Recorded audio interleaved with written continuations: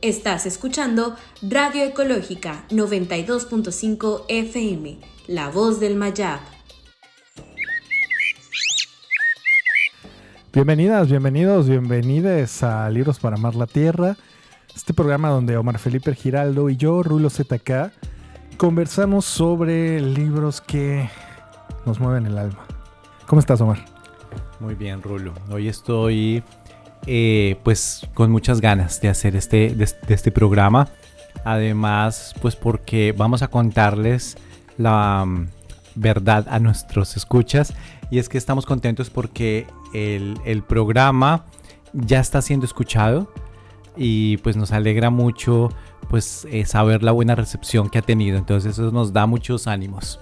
Cuando grabamos este programa llevamos 3 días de haber compartido. Y la verdad sí se siente bien diferente saber que estamos al aire, ¿no? Entonces yo igual llego con una energía diferente. Aunque tal vez sea el programa que me pone más serio de todos los que hemos grabado hasta ahora. Entonces, aunque para quienes tal vez reconozcan en la voz algunas sonrisas por el gusto de estar grabando, seguramente este programa se pondrá un poco serio. Porque vamos a hablar de unos temas bien duros y que nos mueven el alma. Entonces, ¿cómo quieres que empecemos, Omar? Pues bueno, primero contándonos, Rulo, cuál es el libro de hoy, cuál es el autor y por qué vamos a estar serios en este programa. Bueno, pues vamos a visitar algo un poco diferente.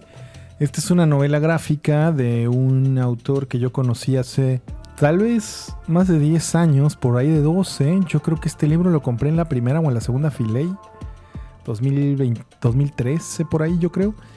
Es un libro que viene en 2 tomos, se llama Maus, de Art Spiegelman, publicado originalmente como en tira cómica, como en formato episódico, y luego compilado en 2 formatos al español típicamente, el formato un ejemplar y el formato 2 tomos, en este caso yo conseguí el que era más barato, que eran los 2 tomos.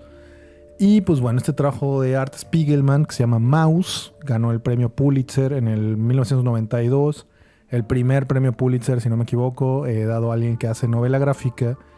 Y pues es un libro que típicamente habla del Holocausto. Art Spiegelman entrevista a su papá, Vladek Spiegelman, sobre su vida en Auschwitz y varias otras cosas que pasaron durante la Segunda Guerra.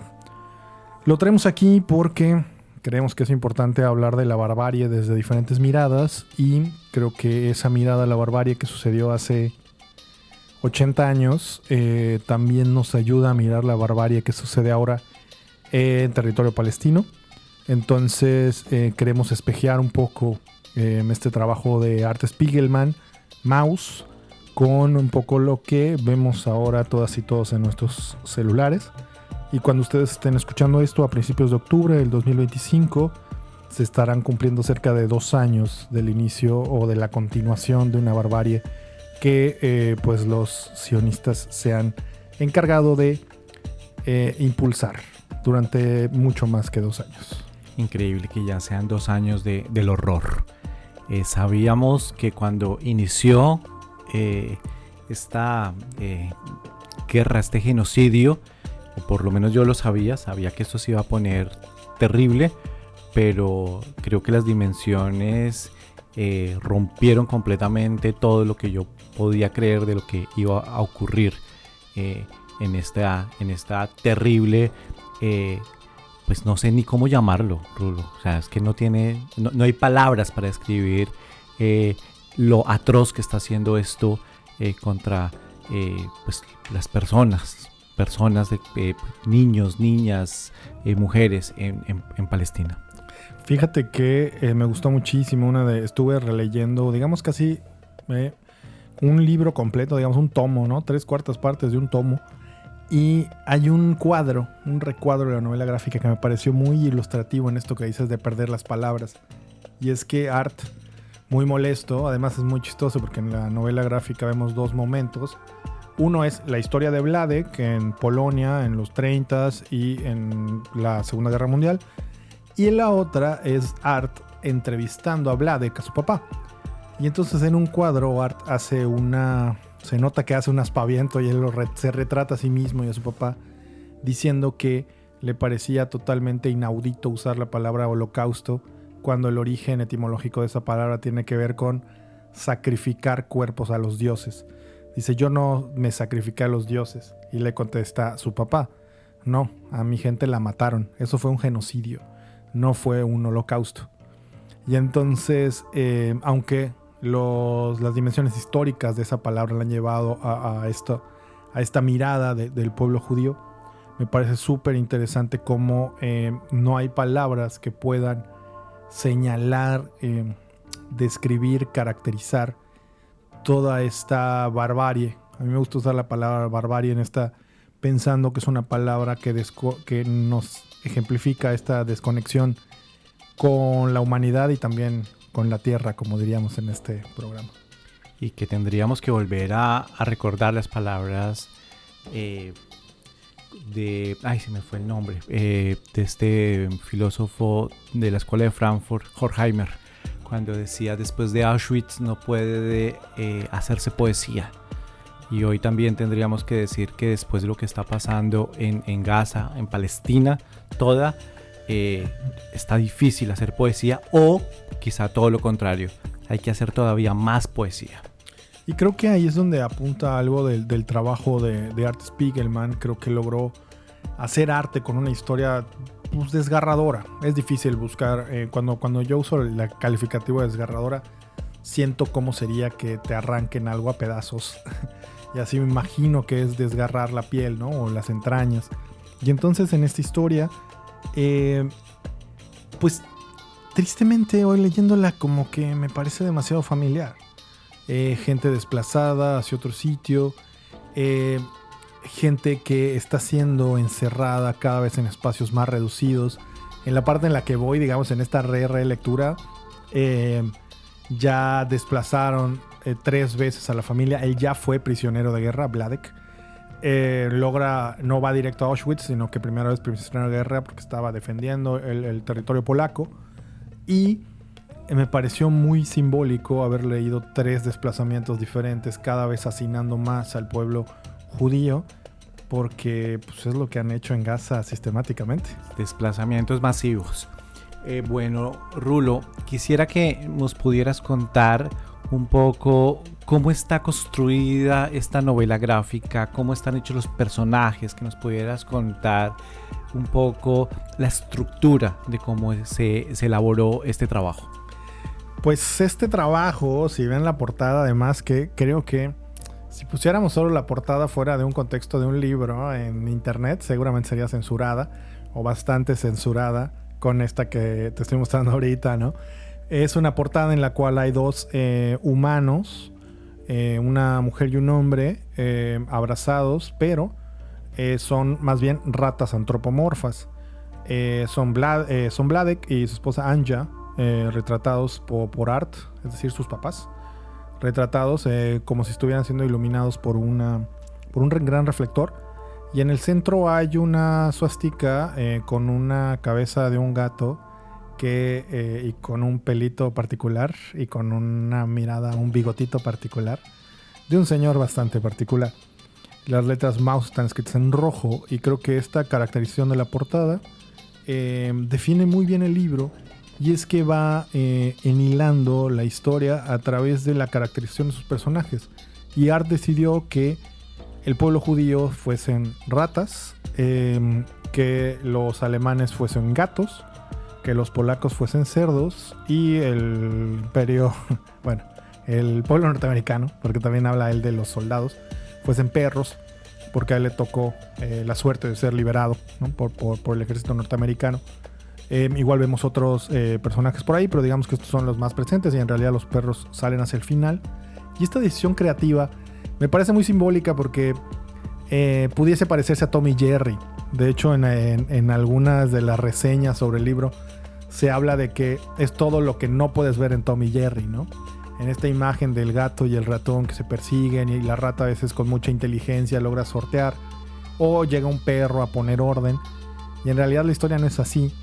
Pero Art logra que estas imágenes que pudieran tener este halo o este olor de cierta comedia, porque así se ve a veces la novela gráfica, sea totalmente más trágica, sea totalmente más complicado. No sé, me gusta mucho la imagen del papá, que es totalmente repulsivo. Es un señor con evidentemente estrés postraumático después de haber vivido todo esto, y de todos modos retrata a una rata llorando, que es su papá, cuando está narrando alguna parte de la historia, ¿no? De la mamá, que además, entre estas cosas que en internet ya no se pueden decir, la mamá además se suicida, y él tiene una relación complicada cuando ya está haciendo novela gráfica y la mamá se suicida. De hecho, también hay una parte de la historia que retrata eso. No es gratuito el hecho de que los ratones sean pues los judíos, porque hay que recordar que durante pues el genocidio de los judíos pues se les llamó precisamente como ratas, y a mí me llama mucho la atención de cómo se animaliza al otro precisamente para deshumanizarlo. Esa deshumanización, por supuesto, que está asociada también a un criterio en donde los humanos ocupamos supuestamente un lugar más alto, superior, y los animales inferior. Y dentro de esos, pues hay unos que particularmente son los rastreros, que son los que están más cercanos a la tierra, que son los ratones, y pues también en varios genocidios africanos, por ejemplo en Ruanda, ya no me acuerdo al grupo que les llamaban las cucarachas, y que tiene que ver justamente con el que está más cercano a la tierra, o sea, el que está más, por eso también se habla de la serpiente, de las ratas, de todos aquellos que están más cercanos a la tierra, son más susceptibles de ser considerados como algo despreciable, ¿no? Como Paquita, la del barrio, cuando dice animal rastrero, ¿no? ¿Por qué? Porque está cerca de la tierra, ¿no? Que esto hace parte de la connotación de nuestra relación de desprecio a la tierra, porque el principio de la civilización es siempre desanimalizarte, pasar de un contexto en el que eres cercano a la tierra, eres un animal, y pasas a un proceso de civilización.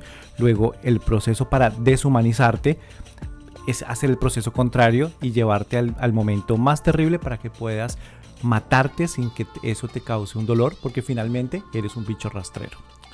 Para terminar este bloque de la rata inmunda, animal rastrero, culebra ponzoñosa, también, te odio y te desprecio, dice Paquita.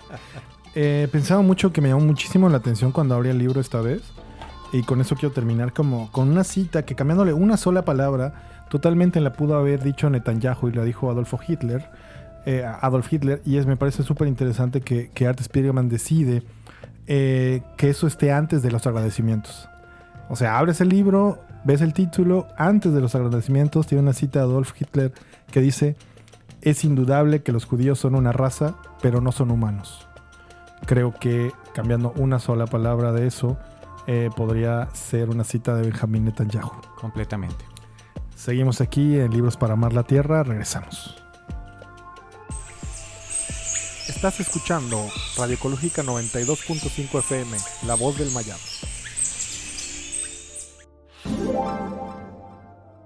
Estás escuchando Libros para Amar la Tierra.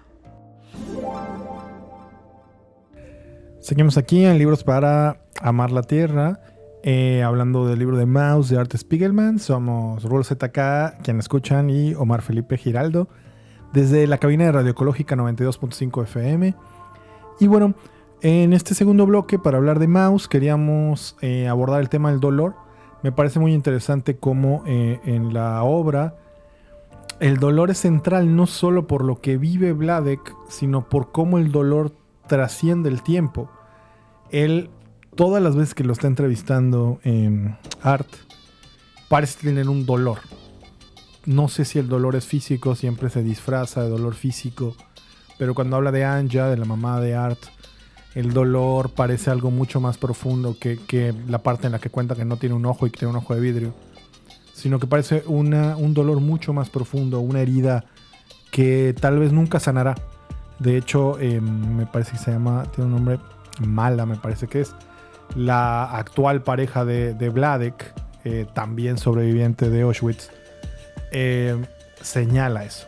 Parece que tu papá siempre está molesto, le dice Art, y Art lo retrata. Parece que siempre le duele algo. Y creo que a veces, o lo que quisiera como pensar en este dolor de vivir en el 2025 y ver que sucede un genocidio, varios, creo que el dolor es algo más allá de lo físico. Quisiera como que pudiésemos platicar en este bloque, Omar, dónde sentimos ese dolor cuando contemplamos la barbarie y cómo eso atraviesa nuestros cuerpos de manera cotidiana. Bueno, yo pienso en el dolor como la máxima estrategia que nos permite autopreservarnos. Cuando hay pacientes que pierden la capacidad de sentir el dolor o que nacen en una enfermedad congénita en la que las personas no pueden sentir dolor y empiezan a automutilarse. Y me parece que esta es una función exactamente igual en la sociedad. Lo que nos permite protegernos como sociedad es la capacidad de poder sentir el dolor, pero además sentir el dolor ajeno, que esto se llama la empatía, que es poder sentir, no necesariamente porque sintamos el dolor del otro. Yo en este momento no puedo sentir el hambre causada por estos criminales de guerra contra millones de personas en Gaza, 1,5 millones creo que son. No puedo sentir esa hambre, pero puedo ser profundamente afectado por ese dolor. Y entonces, y eso me llama a una reacción ética y una reacción política, y es precisamente lo que permite proteger, acudir al otro, acudir al llamado del otro, acudir si alguien está sintiendo dolor en la calle terrible. Es como un grito de un llamado a que yo pueda socorrerlo. Si por ejemplo está debajo de algo que le está causando peso, yo voy a tratar de hacer algo para quitarle ese dolor, porque es un llamado ético. Y precisamente ese dolor social es lo que nos hace realmente humanos, que es la capacidad de poder acudir al otro, acudir a su llamado y ser social. La ruptura del dolor, que es la anestesia social, es precisamente lo que permite los procesos más espantosos de devastación. Entonces, creo que poner el dolor en el centro hoy es algo fundamental, porque este pathos que tenemos, este dolor que tenemos como seres humanos, es aquello que nos permite relacionarnos con los otros, acudir a su llamado y seguir siendo pues una especie que se autopreserva. Fíjate que me pasó algo en esta relectura de Maus que no me había pasado antes y tiene que ver con el dolor. Y es que también pensaba, ahora que tal vez tiene unos 7 años que yo no releía esta novela gráfica, es de las pocas que he releído. Y pensaba mucho en cómo en Vladek, el protagonista de la historia, el papá de Art, siempre está previendo el dolor. Y es que en su propia narrativa, porque no estamos leyendo una historia que fue contada por alguien, está siempre previendo el hambre. Entonces cuando narra la historia, dices que yo llegué, no sé, en alguna parte de la que está leyendo ya en la tarde, es que Vladek regresa después de haberse fugado de un campo de prisioneros, y regresa, y la gente, los familiares de su esposa, están comiendo un banquete, le dice él, pero en realidad era la comida normal de todos los días. Y él, en la historia que él le cuenta a Art, regaña a la familia, ¿no? ¿Por qué están gastando tanto dinero en eso y no están ahorrando dinero o no están cuidando el pan? Es una fase temprana, es una fase donde todavía no ha sido desplazada la familia, sigue en la casa familiar, aunque ya eran 12 personas viviendo ahí. Y Vladek, en su propia narrativa futura, la que le está contando a Art, siempre está previendo el dolor. Siempre está, y parece en lo que él narra de sí mismo, que es una persona muy previsora. No sabemos si en la realidad fue así, porque ninguna de las personas que aparece, casi ninguna de las personas que aparece, viven después de Auschwitz. Entonces no sabemos si Vladek estaba previendo el dolor o quieren contarse a sí mismo esa historia. Y creo que en lo que me parece de estas cosas como más transformadoras en nuestra relación con el dolor es que es una gran enseñanza lo profunda que pueden ser esas cicatrices que trascienden generaciones. Creo que algo que también nos muestra Maus es esta trascendencia del dolor, que seguramente no puede sentir el hambre, pero seguramente alguien que sintió hambre a ese nivel se lo transmitirá a sus hijos, ¿no? Pienso que podemos observar muchas prácticas de esas y que a mí me hace cuestionar, sobre todo en esta acción necesaria que tenemos los seres humanos que habitamos en septiembre del 2025 en cualquier territorio de este mundo, que tenemos que ser un poco al menos, o intentar ser como la historia que Vladek se cuenta a sí mismo, de tratar de prever ese dolor. Mientras más pronto acabe la barbarie en territorio palestino, menos tenemos que sufrir colectivamente como humanidad de ese dolor que trascenderá generaciones. Y son como dos momentos, ¿no? La idea de anticiparnos, pero también la otra que sería la memoria. La memoria sobre el dolor es como lo fundamental para tratar de evitar de que esta locura no se repita. Eso supuestamente era lo que se estaba haciendo, ¿no? Tratar de repetir una y otra vez, y Hollywood con el capital de judío, pues logró llevarnos a la idea de que esta locura de lo que ocurrió en Auschwitz y los campos de concentración y toda esta desgracia tan espantosa era algo que no se podía repetir. Pero algo nos falló para pensar que esto se repite, ya no contra un grupo, sino justamente este grupo, en este caso los sionistas, haciéndolo contra pues el pueblo palestino. Me acuerdo de una película, no sé si la viste y no me acuerdo el nombre del director, se me vino ahora a la cabeza, que se llama La Ola. Y es una película de una escuela en donde un profesor hace un experimento porque él dice: el fascismo se puede repetir en cualquier momento. Y entonces muestra qué tan fácil es hacer un ejercicio con los estudiantes para que pues se vuelvan hipernacionalistas, para que se vuelvan, empiecen a amar más a la bandera que a todo lo demás, empiecen a sentir miedo frente al otro, y muestra cómo es tan fácil que el fascismo se reproduzca en un momentito.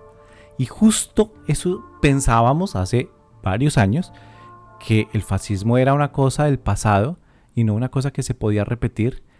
Y realmente lo que estamos viviendo ahora es un neofascismo que además pensábamos que no solamente que ya era una cosa que estaba en la saga, sino que ahora está volviendo en estas condiciones tan espantosas del siglo XXI y que se está propagando por todos, pues por muchos de los países. Y eso es una cosa profundamente preocupante, y es precisamente la idea de que el dolor hay que pensarlo también como una memoria, porque se nos repite una y otra vez, donde no volvamos a sentir el dolor de quienes han sufrido la barbarie. Me parece que hace referencia a la película La Ola de Denis Gansel, 2008. Además yo conozco la historia antes, ¿no? Porque supone que hubo un experimento en los 60s en Estados Unidos en una escuela, que entiendo que es en el que se inspira esta película, y había escuchado un poco de eso. Y creo que es muy, muy ilustrativo esta experiencia, muy salvaje también de la película. Pero bueno, vamos a parar en este bloque para ir al siguiente, que en realidad no es parar, es tomar un respiro, porque a veces al menos un respiro nos permite tanto sensibilizarnos como apapacharnos el corazoncito para seguir hablando de estas cosas que tanto nos duelen. Seguimos aquí en Libros para Amar la Tierra.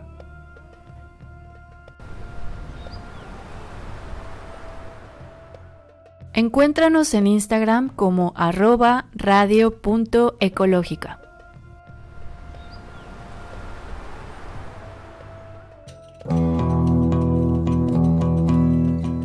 Estás escuchando Libros para Amar la Tierra.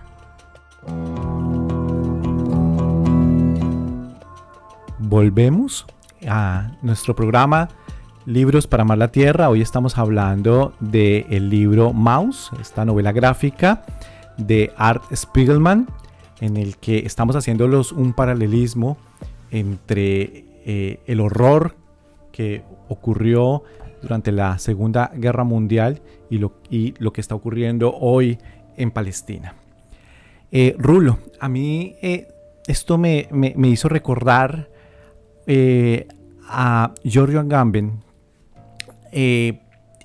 particularmente en un apartado en donde él recupera una figura del derecho romano que se llama el homo sacer. ¿Qué significa el homo sacer? Parecía que existiera una figura en la que este homo sacer era alguien que podía ser matado sin que fuera un crimen. Entonces, alguien que había sido desnudado de su humanidad y había sido expuesto como una vida puramente biológica, en términos de que está despojada de valor. Estoy diciendo una aberración, pero así lo describen. Y entonces recupera Giorgio Agamben esto del homo sacer para preguntar, ¿sí?, cómo durante los campos de exterminio y los espacios de fusilamiento y todo esto que terminó pues en muertes de millones de personas, se pudieran precisamente cometer crímenes sin que esto se le llamara crimen, y que esto entonces lo traía para decir qué fue lo que ocurrió en los campos de concentración. Y dice Giorgio Agamben que lo que ocurre en los campos de concentración es un estado de excepción permanente. Es un estado de excepción porque ahí se permite precisamente algo que digamos como que está fuera del derecho, pero al mismo tiempo está regulado también por el derecho, porque existe toda una política institucional para matar, criminal, sin que eso sea llamado como algo criminal. Y entonces eso fue lo que permitió precisamente el dolor y la guerra y el holocausto del que estábamos hablando. Bueno, Giorgio Agamben dice una cosa súper interesante, y es que precisamente el estado de excepción pensado dentro de los campos de concentración de Auschwitz se volvió la estrategia de poder contemporáneo, porque él lo llama precisamente como la política se va convirtiendo en una necropolítica, en una política de la muerte. Ya no vivimos en una biopolítica, sino en una política de la muerte, y que el estado de excepción permanente, que está regulado por el derecho, se termina convirtiendo entonces en la manera entonces como opera el funcionamiento del sistema. Bueno, hasta ahí la nota teórica. Para decirte que a mí me llama la atención profundamente cómo se está haciendo exactamente lo mismo en Gaza. Cómo se hace un estado de excepción en donde se pueden cometer crímenes sin que a eso se le llame crimen, sino se le llame un acto defensivo.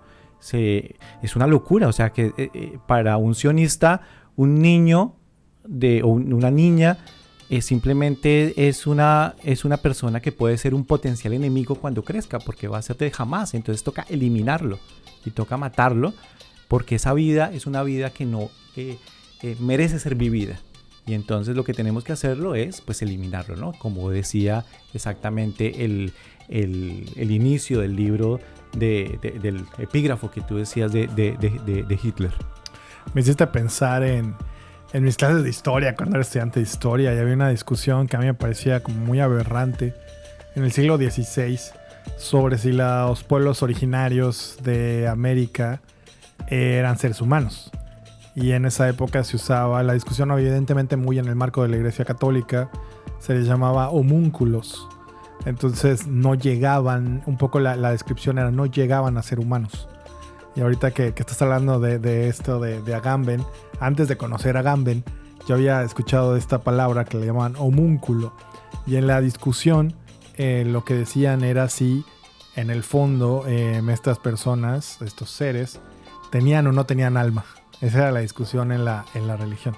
Y que, bueno, justamente, ¿no? Que decían que eran medio humanos, ¿no? Que eran, sí tienen piernas, sí tienen ojos, sí caminan y sí hablan, pero como no tienen completamente alma porque no han recibido el evangelio, entonces son como medio, ¿cierto? Que es la controversia de Valladolid, ¿no? Entre Gines de Sepúlveda y Bartolomé de las Casas, ¿no? Bueno, esa es la locura, ¿no? Estamos diciendo quiénes tienen el estatuto de humanidad para que tengan derechos humanos. Fíjate a lo que llegamos. ¿Quiénes pueden tener derechos humanos y quién en el derecho internacional, en el sistema internacional, que esto es una burla completamente, pues hoy puede poner un freno para decir hay una violación a los derechos humanos, pero hoy parece que esto es una cosa que es un imposible. El sistema internacional es un sistema que se vuelve completamente complaciente y Netanyahu puede hacer lo que se le dé la gana simplemente porque tiene la capacidad de hacerlo y porque nadie tiene el poder de veto para decirle hasta acá. Y fíjate que pienso mucho en cómo en medio de la barbarie de los 40s se logró como acercarse a ese concepto de dignidad humana, ¿no? Que antes era para algunas personas, dijeron no es que es para todas las personas. Ahora ya aparentemente nos estamos volviendo a cuestionar si la dignidad humana siquiera existe o solo es para quienes viven en el territorio correcto o son del color correcto.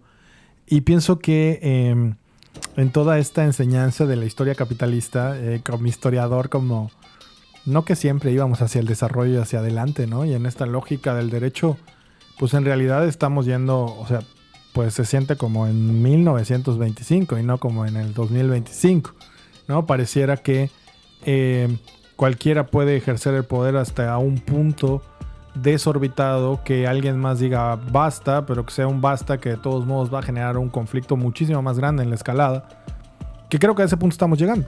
O sea, quien no va a ser un veto, sino que va a ser un basta, pero va a ser un basta mediado por una conflictación, con una escalada bélica mucho más grande.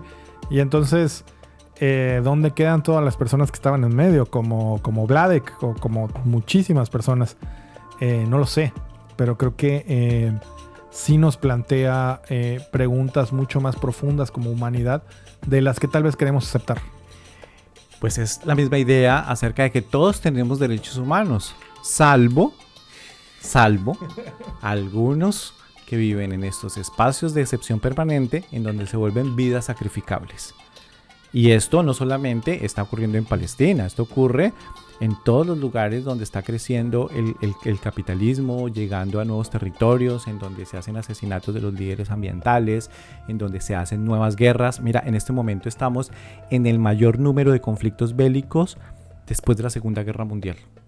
Y el despliegue del mayor presupuesto bélico precisamente desde ese momento histórico.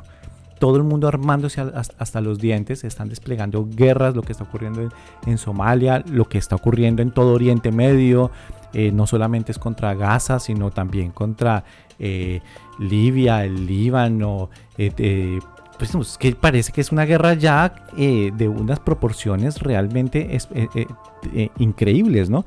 Y tiene que ver justamente entonces cómo los derechos humanos y el derecho internacional humanitario, que ya nadie es capaz de defender, es para todos, salvo para ciertos pueblos que no son defendidos porque no hay quien pueda defenderlos y puedan decirles aquí aplica para ellos y se pueda castigar a quien los viole. Creo que para cerrar este bloque, Mar, pensaba también mientras te escuchaba en la cárcel de Bukele, ¿no? Que deshumaniza a los habitantes de esa cárcel o a las personas secuestradas por el Estado de El Salvador y también por Estados Unidos que manda a su gente ahí. Y también mientras esto sucede, y aunque pareciera que estamos muy lejos de la barbarie, pues tenemos aquí cerquita a los vecinos de El Salvador, pero mientras hablamos, hoy en la mañana leía esta declaración de Trump de que ya hundieron otro buque, dice él, otra lancha en Venezuela, y pensaba que en esta dato que nos da sobre la escalada bélica global, pues incluyen muchos pequeños conflictos que están pasando aquí a la vuelta de nuestras casas y que no podemos esperar a que el conflicto te toque a la puerta para solidarizarte. Que era algo que ya anticipaba el subcomandante Marcos, hoy capitán, cuando decía que la Tercera Guerra Mundial ya había comenzado, pero que era una guerra compuesta de muchas guerras locales. Ya no era una gran conflagración entre las potencias, sino que iban a ocurrir en muchos lugares. Esto lo dijo hace muchos años y es exactamente lo que estamos viendo. Más de 20, según yo recuerdo que dijo eso. De hecho, probablemente desde los 90s. Y bueno, seguimos aquí en Libros para Amar la Tierra, soñando con un mundo donde quepan muchos mundos. Estás escuchando Radio Ecológica 92.5 FM, La Voz del Mayab.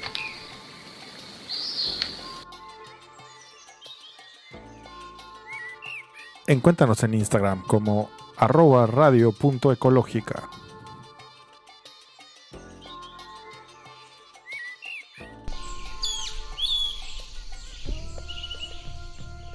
Estás escuchando Libros para Amar la Tierra.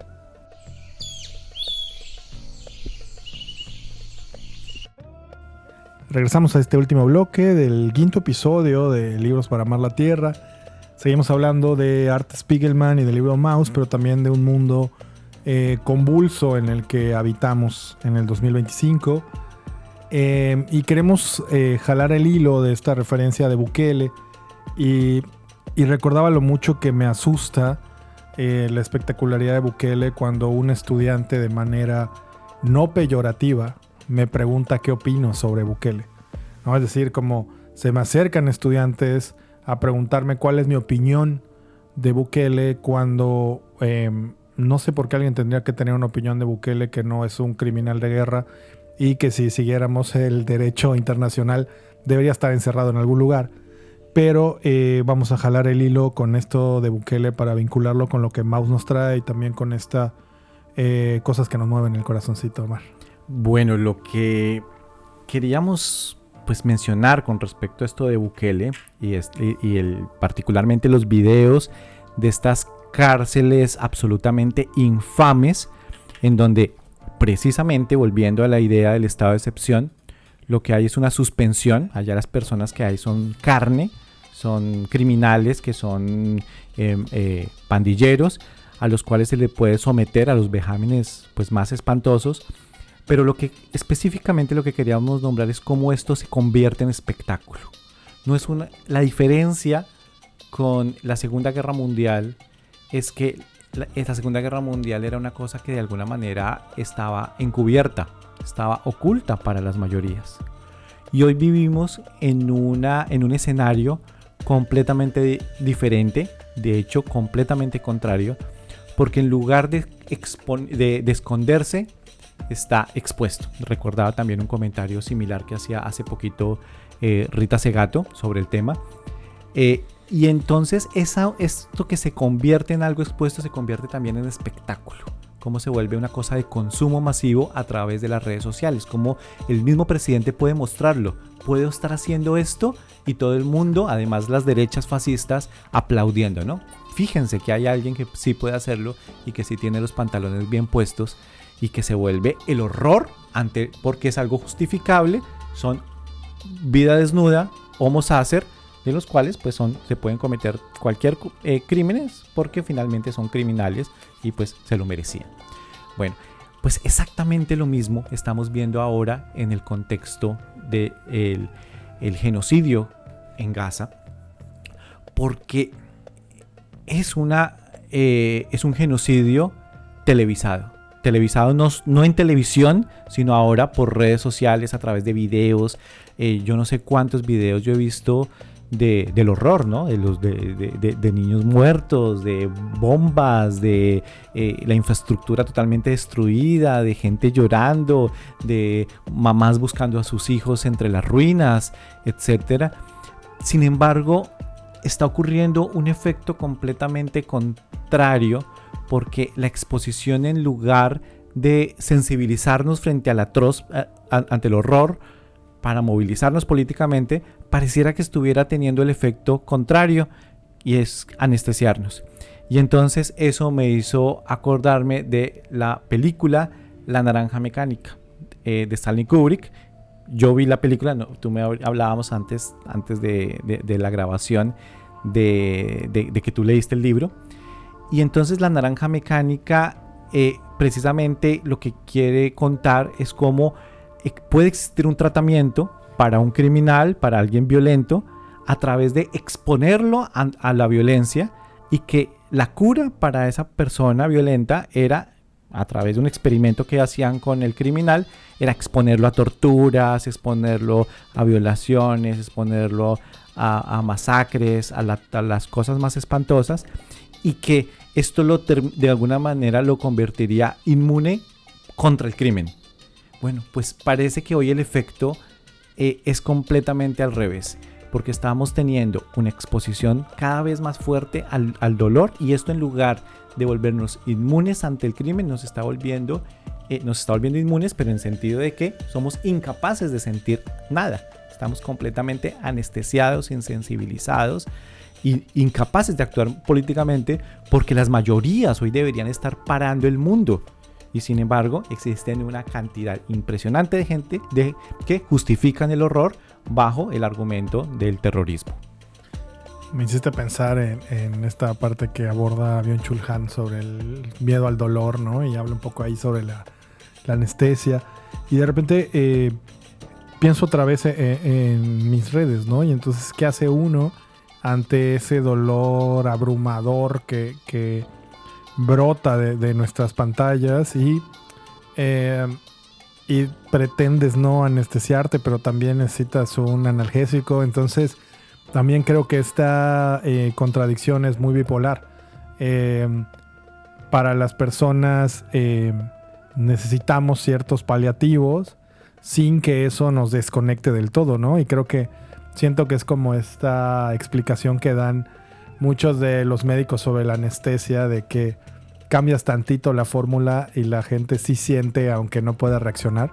Y siento que a veces es así nuestra propia relación con estas noticias y con estas situaciones del mundo, y que nos retan profundamente a construir una apuesta política a nivel individual y colectivo muy diferente a la que tenemos ahora.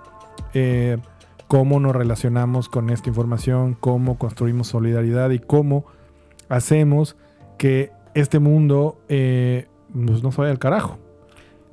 Porque la respuesta empática hacia el dolor no es quedándonos llorando o deprimiéndonos por las cosas aberrantes que pasan en este mundo, sino que de alguna manera se nos despierte la digna rabia, y esa digna rabia que nos movilice políticamente para parar esta locura en el que estamos ahora. Pues bueno, afortunadamente existen muchas personas, hay muchas personas que están saliendo a movilizarse, que también hay que decirlo.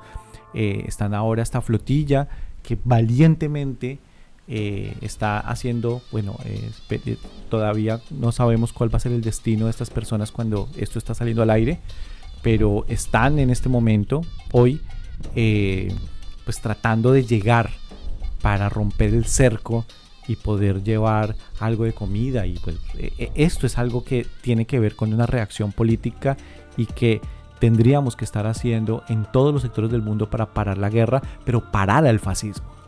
Fíjate que cuando salga esto, la flotilla, en mi corazón al menos, habrá llegado a algún puerto en Gaza y habrá cumplido su misión. Sé que sigue siendo, desde esta mirada a mediados de septiembre, sigue pareciendo muy utópico, soñador de mi parte, pero sigo manteniendo las esperanzas de que eso pase. Y cuando ustedes escuchen esto, si eso no pasó, seguramente mi esperanza estará puesta en otro lado, y seguramente creo que tendremos que seguir caminando para construir esperanza aún ante las peores de las barbaries. Entonces quisiera mirar, como cierra la conversación, hacia esa parte de que siempre me pregunto, de cómo construir esperanza, ¿no? Es muy, muy importante ver a la gente que se moviliza, pero cómo lo hacemos a nivel individual, cómo lo hacemos con nuestras colectividades, cómo inclusive este programa es una forma en la que estas dos personas que están escuchando y una persona más que está aquí en la cabina estamos construyendo esperanza, a pesar de que detrás de cada palabra que grabamos en estos micrófonos, pues nuestro cuerpo se siente un poco abrumado tal vez. Entonces tal vez quisiera mirar hacia ahí, hacia el final, Omar, ¿no?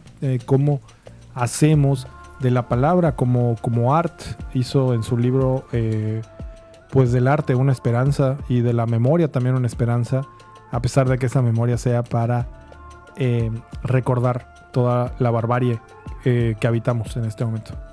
Pues la esperanza en este momento y para este caso específico tiene que estar en la capacidad política de las mayorías de poder detener el fascismo, porque el fascismo es una cosa que ocurrió hace 100 años, que degeneró en la barbarie más espantosa y que estamos repitiendo, y que si no somos capaces de detener a estas derechas que están triunfando en cada rincón del planeta, no solamente a nivel electoral, sino en el corazón de la gente. Ese es el problema, que triunfa en la insensibilidad, en el miedo al otro, que es precisamente lo que hace que el fascismo ocurra, ¿no? El fascismo ocurre no tanto por un odio hacia el otro diferente, sino ocurre por un exceso de amor a lo propio. El amor a una bandera, a una religión, que se ve amenazado frente al contacto con el otro. Entonces, frente al miedo, que es precisamente lo que establece nosotros solamente podemos tener una respuesta que sea hospitalaria. Y la hospitalidad se vuelve probablemente la palabra más importante en estos tiempos aciagos, para tratar de entender la diferencia y podernos comprender que la diferencia no es la amenaza, sino la diferencia es aquello que nos permite enriquecernos mutuamente. Me hiciste recordar a unos de estos, ¿cómo les llamaría? Como especialistas en temporada electoral, pero los que diseñan campañas dicen que el odio es muy importante un día antes de la elección, que es una emoción muy importante para la toma de decisiones, pero no es una decisión que mantiene la decisión, sino es una decisión que inclina la balanza.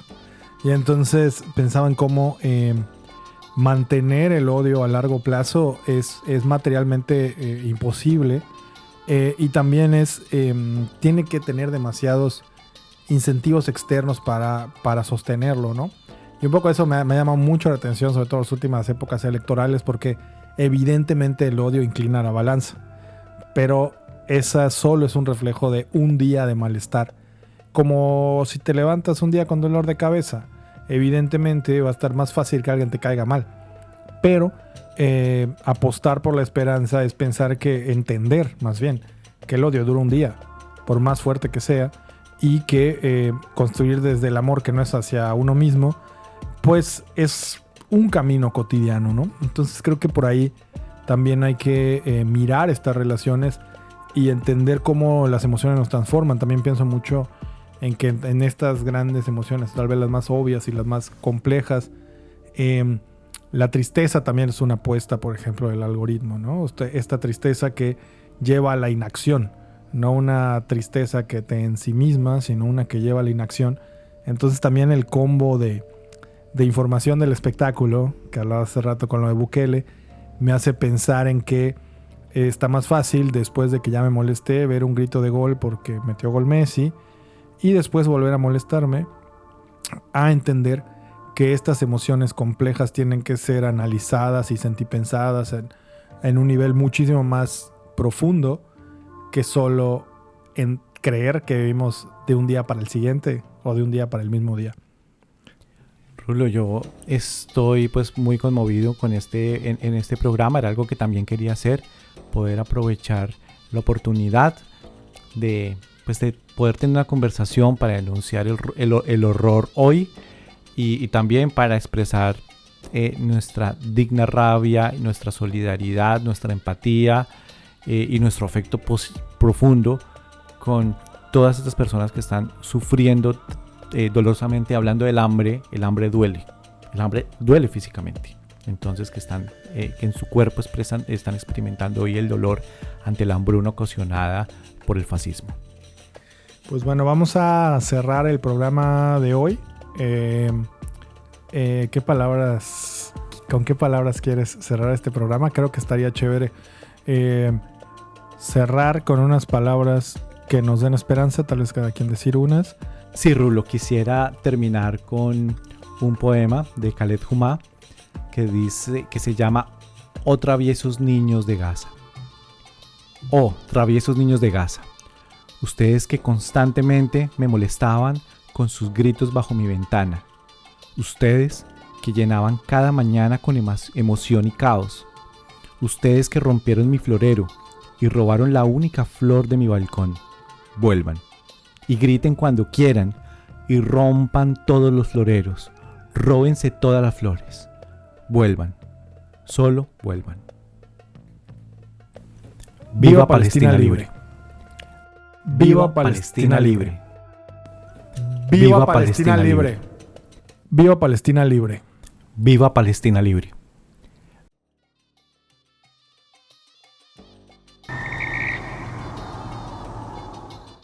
Este episodio fue grabado en la cabina de Radio Ecológica 92.5 FM en Mérida, Yucatán. La producción del programa está a cargo de Rulo Zetaca y Omar Felipe Giraldo. El diseño de sonido y la grabación son de Rulo Zetaca. ¡Viva Palestina libre! ¡Viva Palestina libre!